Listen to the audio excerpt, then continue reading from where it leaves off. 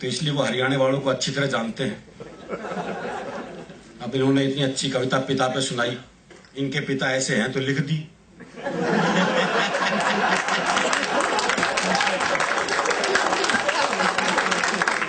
हमें पता है ना कि हमारा बाप कैसा है। हरियाणा में तो बाप बेटे की संबंध भी हास्य रस्मी है।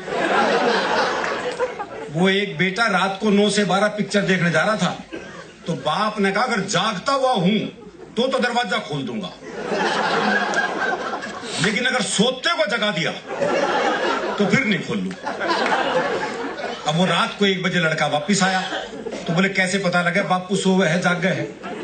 तो अगले ने चौकीदार की आवाज बनाई, बोले राम प्रसाद सोवे है जाग गए है? बोले जागू हूं। बोले जाग गए तो खोल दे।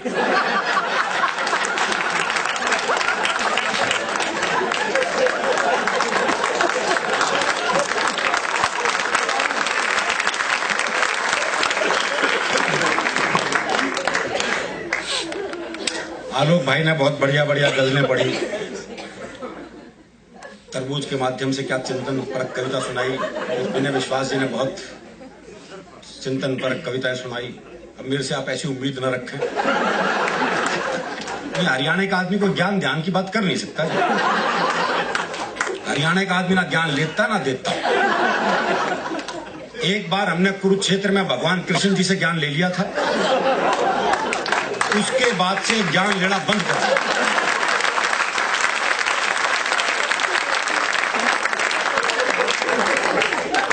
भाई जिसने कृष्ण जी से ज्ञान ले लिया वो आजकल के नालतू फालतू बाबाओं से ज्ञान लेगा क्या? आजकल तो कोई भी टीवी चैनल खोल लो, कोई ना कोई बाबा ज्ञान देता मिलता है। अच्छा, जिसे टीवी पे मौका नहीं मिलता हो बाहर ढूंढता फिर है। वो हरियाणा में एक बाबा जी सुबह से परेशान, कोई मिला ही नहीं जिसे ज्ञान दे सके। सुबह से शाम हो गई तो शाम को देखा एक छोरा हाथ में दिया जलाए आ रहा है। बाबा ने सोचा मिल गया मौका। बोले बेटे तुम्हें पता है ज्योति कहां से आती है? बाबा ने सोचा ये जवाब देगा और मैं प्रवचन। लेकिन छोरा हरियाणा का था जी, उसने मारी दिया का फूंक। बोले बाबा ये बताइए ज्योति गई कहां?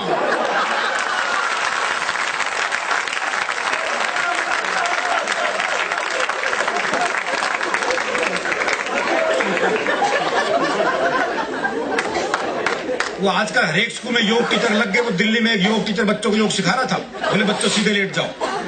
बच्चे सीधे लेट गए। बोले अपने पैरों से साइकिल चलाओ। वो सारे साइकिल चलाने लगे। एक पढ़ा रहा अपने हरियाणा का मस्त है। बोले तू साइकिल क्यों नहीं चला रहा? बोला मेरी साइकिल ढलान पे है।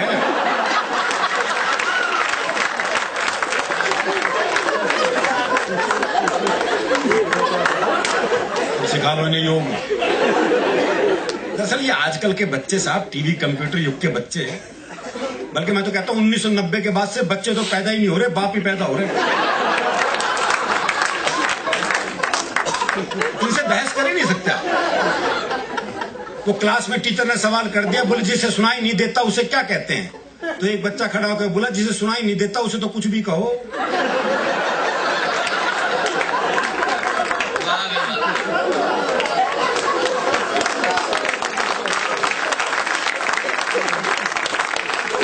अच्छा, ये हरियाणा के ही बाप बेटे का संवाद हो सकता है जी। वो बाप ने बेटे से पूछा भाई तेरा रिजल्ट क्या रहा? बोला जी हमारा जो प्रिंसिपल है ना उसका छोरा फेल हो गया। अरे बोले मैं तेरा रिजल्ट पूछ रहा हूं। बोला जी गांव का सरपंच है ना उसका छोरा ही फेल हो गया। अरे बोले तेरा दिमाग खराब है, मैं तेरा रिजल्ट पूछ रहा हूं। अरे बोले वही तो बता रहा हूं, तू कौन सा प्रधानमंत्री लाग रहा है?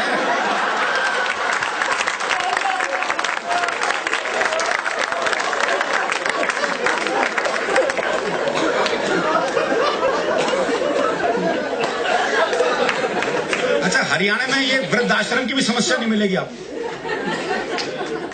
आप हरियाणा में काम कर रहे हो जी, वहां ये वृद्धाश्रम की समस्या नहीं है। हरियाणा में अगर बूढ़े को पता लग जाए कि बेटा मुझे वृद्धाश्रम में छोड़ के आने वाला है, तो बाप खुद बेटे को अनाथालय छोड़िए। क्या बोले जमा कर लो इसने, मेरा ना आयो।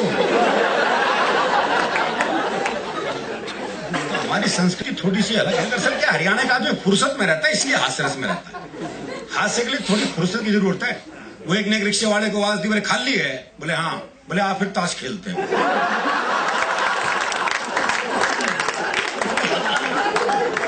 इतनी फुर्सत जरूरी है।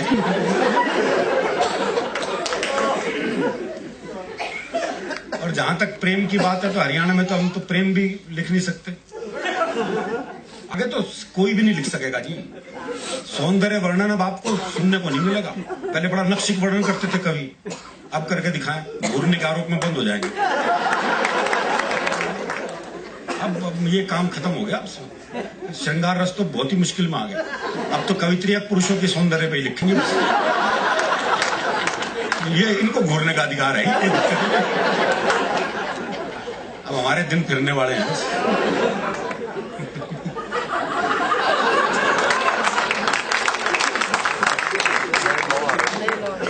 अच्छा, हरियाणा में तो प्यार भी जो है वो ब्याह के बाद ही होता है। ब्याह से पहले प्यार कर ले तो हम तो पेड़ पे लटके मिलते हैं।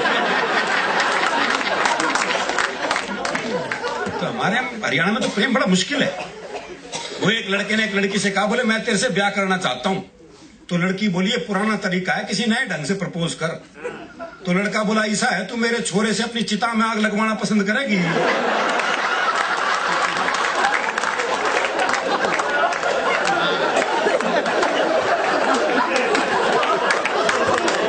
विवाह का ये मौलिक प्रस्ताव हरियाणा में संभव है।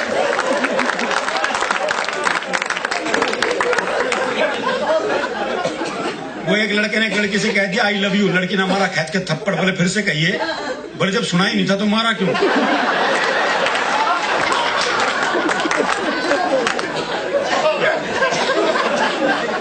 हमारा प्रेम बिल्कुल अलग है जी, अलग तरह का मामला। वो कन्या नया ब्याह हुआ तो दूल्हा दुल्हन को छत पे भेज दिया।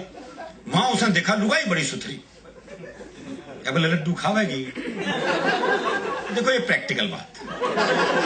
अगला जो ला सकता वही पूछ रहा है। मैं उसे पता है ब्याह का घर है, हाँ वर्दी नीचे जाके ले आऊंगा। लड्डू खावेगी, बर्फी ला दूं। इमरती खावेगी, जलेबी ला दूं। भाई ने सुबह के 4 बजा दिए इस चक्कर में। तो नीचे से बूढ़ा बोल पड़ा, बोला इस कढ़ाई ने उतार दे, खेत पे जाने का टाइम हो गया।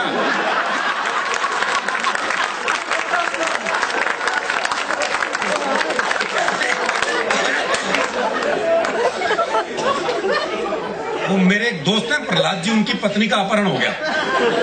तो अपहरणकर्ता ने पत्नी की एक उंगली काट के साथ में चिट्ठी भेज दी। बोले 50 लाख रुपए भिजवा दो वरना डैश डैश डैश। मेरे मित्र ने वापस चिट्ठी लिखी। बोले उंगली किसी की भी हो सकती है, मुंडी भेज मुंडी।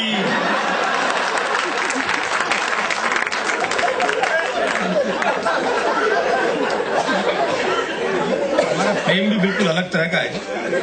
वो एक ने अपने दोस्त को फोन किया, बोले यार शिमला जा रहा हूं, पत्नी को साथ लेके जा रहा हूं और सोच रहा हूं जाते हुए उसे किसी खाई में धक्का दे दूं। तो दोस्त बोला यार मेरी वाली भी ले जा। बोले ले तो जाऊंगा, अगर बुरा नहीं माने तो उसे वापसी में धक्का दे दूं।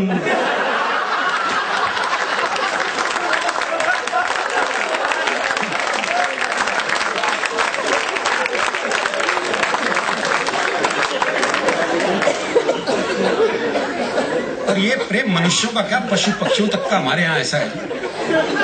वो मेरा एक दोस्त है जिसने तोती पाली। आज दुनिया तोता पाते हो, तोती पाली।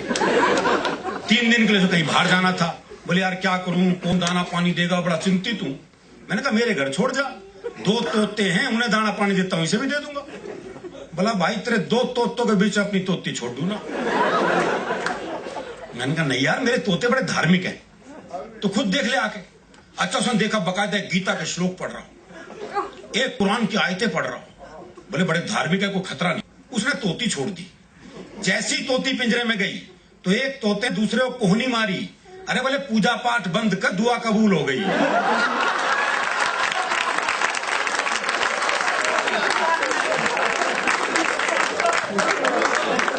हमारे यहाँ तो पूजा पाठ भी क्या निकलेगा कोई भरोसा नहीं है, क्योंकि हम कितने धार्मिक है हमें पता है। जब हम मंदिर जाते हैं जूते ऐसी जगह उतारते हैं जहां से भगवान भी दिखते हैं और जूते भी। बल्कि जूतों का दिखना ज्यादा जरूरी है।